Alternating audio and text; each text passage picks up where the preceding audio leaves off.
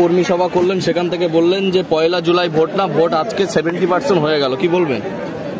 একটা নির্বাচনী কর্মী সভাকে কেন্দ্র করে কয়েক হাজার মানুষ যেভাবে উপস্থিত হয়েছে একটা অঞ্চল থেকে, তাতে 70% কেন এখানে 90% ভোট আজকে ভগবানপুরে হয়ে গেছে বলে আমার অভিজ্ঞতা মনে হয়। সৃজন আজকে ভাঙড়ে ভোট প্রচার করছিলেন এবং বলছিলেন যে তৃণমূলের খাবে আর ভোট দেবে সিপিএম-এ।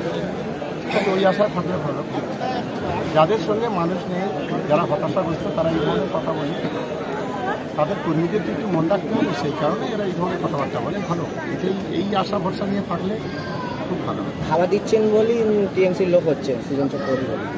দেখুন, একটা খাওয়ার এখানে তো একটা আমাদের নির্বাচনী কর্মী সভা, কারা কি খাবে কি খাবে না তাও নিয়ে সমালোচনা করতে হবে। এত নির্লজ্জ রাজনীতিতে এর আগে আমি কখনো দেখিনি। ওনারা যখন আরও 5 স্টার হোটেলে খান, পার্টি অফিসে আলিমুদ্দিন স্ট্রিটে যখন মাছ মাংস খান, ওনারা তো নিজে খান, আর আমরা মানুষের সঙ্গে খাচ্ছি, মানুষকে খাওয়াচ্ছি, এটাও অপরাধ আমাদের। বক্তব্যের মধ্যে বলছিলেন যে দলের মধ্যে যারা গুলোগুলি করছে বা দলের মধ্যে যারা ঘরের টাকা, কলা গাছের টাকা খাচ্ছে, তাদেরকে সামনের সারিতে ভগবানপুর অঞ্চলে এই ধরনের কোনো অভিযোগ নেই। ভগবানপুর অঞ্চল যথেষ্ট ইউনাইটেড এবং সবাই মিলে এখন, বিশেষ করে আমাদের যারা সিনিয়র মোস্ট লিডার, যারা বিভিন্ন রাজনীতিতে বিলং করেছে, তারা কিন্তু আজকে আমাদের দলে যোগ দিয়েছে। বর্তমান সময়ে বিজেপির বিরুদ্ধে লড়াইতে আমাদের আমরা ঐক্যবদ্ধ এবং এখানে পুরানো নতুন সব মিলিয়ে আমরা ঐক্যবদ্ধভাবে কাজ করছি। দাদা, গতদিন ভাঙড়ের নির্বাচনী প্রচারে এসে অনির্বাণ গান্ধী তিনি জানাচ্ছেন মানে চ্যালেঞ্জ করে তিনি বলছেন, মুখ্যমন্ত্রী একটা সিঙ্গেল উদাহরণ দেখান যেখানে সাম্প্রদায়িক ভিত্তিক উন্নয়ন ঘটেছে।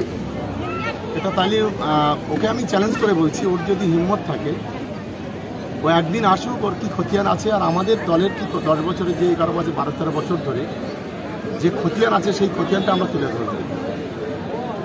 আসলে এ ধরনের কথা বলে মিথ্যা কথা, এদের কাজ হলো আর কটা দিন, আজকে আপনার 3 তারিখ হয়ে গেল, আর 27-28টা দিন ওরা থাকবে। 4 তারিখে ভোট গণনা হবে, 5 তারিখ থেকে সব বাড়ি চলে যাবে, আর ওদের টিকিট দেখতে পাওয়া যাবে না। ফলে এ ধরনের কথা বলে মানুষকে বিভ্রান্ত করার জন্য যে চক্রান্ত, মানুষ সেটাকে ব্যর্থ করে দেবে। মানুষ ভালো মন্দ বুঝতে শিখে যাবে। বিধানসভা নির্বাচনে বা পঞ্চায়েত নির্বাচনে আইএসএফ সিপিএম একটা জোট ছিল, সেই জোটটা এবছরে আর নেই। তাতে করে কি আপনাদের ফলটা ভালো হবে বলে মনে করছেন যাদবপুরে? আমরা কে কার সঙ্গে জোট করলো আর কে কার সঙ্গে ভাঙলো আর কে কার সঙ্গে ছাড়াছাড়ি হলো আর ডিভোর্স হলো, এসব নিয়ে আমরা ভাবি না। আমরা শত্রুকে শত্রুই বলে মনে করি। আমরা তৃণমূল কংগ্রেস তার নিজস্বতা নিয়ে, তার অস্তিত্ব নিয়ে লড়াই করে। তৃণমূল কংগ্রেস তারা দয়ার দানে তৃণমূল কংগ্রেস লড়াই করে। আপনি চ্যালেঞ্জ ছুটছিলেন যে একটা সিট তারা জিতে দেখাক, রাজনীতি ছেড়ে দেবে। আমি বলছি তো, 70টা ওয়ার্ড আছে, এখানে 50টা অঞ্চল আছে। একটা ওয়ার্ড, কলকাতা থেকে যে ওয়ার্ডটা আছে, একটা ওয়ার্ড লোকসভায় পড়ে যাবে, ওটাকে আজ ভরে যাচ্ছে।